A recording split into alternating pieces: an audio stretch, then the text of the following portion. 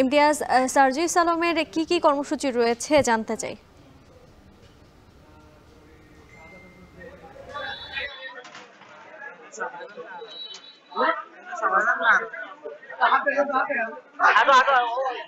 বর্ণা, আজ সকালে ঢাকা থেকে যে বৈষম্যবিরোধী ছাত্র আন্দোলনের অন্যতম সমন্বয়ক এবং জাতীয় নাগরিক অধিকার ফোরামের যেই অন্যতম সমন্বয়ক সার্জিস আলম, তিনি ঢাকা থেকে বাই রোডে ভোলা এসেছেন। মূলত যে বৈষম্য বিরোধী ছাত্র আন্দোলনের যে জুলাই বিপ্লবের ঘোষণাপত্র জনমনে ছড়িয়ে দেওয়ার জন্য এবং ছড়িয়ে দেওয়ার জন্য কিন্তু তিনি আজকে ভোলায় এসেছেন। এবং আজ সকালে যেই ভোলায় গত 4ই আগস্ট যেই শহীদ হয়েছিলেন জসিম, তার বাড়িতে গিয়েছেন।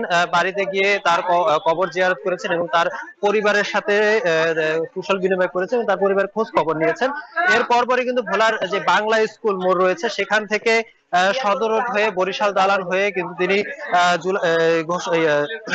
বৈষম্য বিরোধী ছাত্র আন্দোলনের অন্যতম সমন্বয়ক সার্জিস আলম, তিনি লিফলেট বিতরণ এবং গণসংযোগ করে যাচ্ছেন, যাতে করে জুলাই বিপ্লবের যেই 6 দিন ব্যাপী জুলাই বিপ্লব ঘোষণাপত্রের 6 দিন ব্যাপী জনসংযোগ রয়েছে তার অংশ হিসাবে কিন্তু তিনি কার্যক্রম পরিচালনা করছেন। এর পরপরই কিন্তু তিনি ভোলার যেই ইলিশ চত্বর রয়েছে, যেখান থেকে গত 4ই আগস্ট দ্বীপ জেলা ভোলার যে বৈষম্য বিরোধী ছাত্র আন্দোলনরা প্রথম জোয়ারের যে ডাক দিয়েছেন, যেখান থেকে আন্দোলনের শুরু হয়েছিল, সেখানে কিন্তু তিনি পথসভা করবেন বলে কিন্তু আমরা জানতে পেরেছি। আপনি দেখতেই পাচ্ছেন যে ভোলার চক বাজারে কিন্তু যে বৈষম্য বিরোধী ছাত্র আন্দোলনের যেই অন্যতম সমন্বয়ক সার্জিস আলম, তিনি সাধারণ মানুষের সাথে জুলাই বিপ্লবের ঘোষণাপত্র যাতে জনগণে পৌঁছায় সেই জন্য কিন্তু লিফলেট বিতরণ করার চিত্র কিন্তু আমরা দেখতে পাচ্ছি।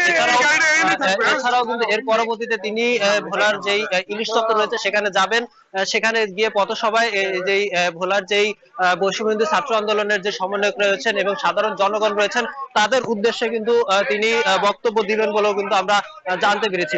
এছাড়াও কিন্তু আপনাকে আরেকটা বিষয় জানাতে চাই যে ভোলা জেলায় যেই জুলাই বিপ্লবের যেই আন্দোলন হয়েছিল সেখানে কিন্তু প্রায় 46 জন কিন্তু ভোলা জেলায় কিন্তু মৃত্যুবরণ করেছিল এবং গত 4ই আগস্ট একজন জসিম নামে একজন কিন্তু ভোলায় গুলিবিদ্ধ পুলিশের গুলিতে নিহত হয় এবং 22 জন কিন্তু গুলিবিদ্ধ হয়ে আহত হওয়ার কথাও কিন্তু আমরা জানতে পেরেছি। এই জুলাই বিপ্লবে যতক্ষণ মানুষ মারা গিয়েছে তাদের পরিবারের খোঁজ খবর নেওয়ার জন্য কিন্তু এই বৈষম্য ছাত্র আন্দোলনের অন্যতম সমন্বয়ক সার্জিস আলম কিন্তু তিনি ভোলা থেকে চরপেশন পর্যন্ত কিন্তু তিনি যাবেন এবং তাদের খোঁজ খবর নেওয়ার কথাও কিন্তু আমরা জানতে পেরেছি। এবং প্রতিটি উপজেলায় ভোলার লালমোহন, চরপেশন, বড়ালদি, দৌলতপুর প্রতিটি উপজেলায় কিন্তু তিনি এই লিফলেট বিতরণ করবেন এবং জনসংযোগে যুক্ত হবেন বলেও কিন্তু আমরা জানতে পেরেছি বলেও। তো এই ছিল আমার কাছে ভোলা থেকে সর্বশেষ তথ্য।